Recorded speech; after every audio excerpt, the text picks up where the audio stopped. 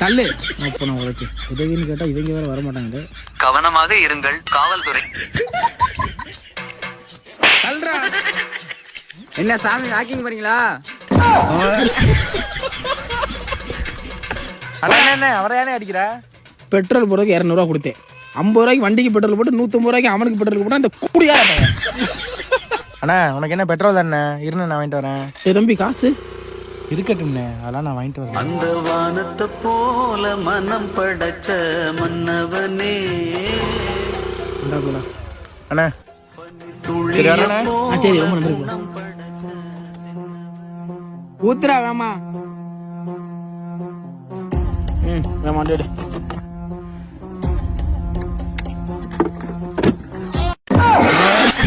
துன்பம் வரும் வேளையிலே சிரிங்க என்று சொல்லி வச்சார் வள்ளுவர் சரிங்க.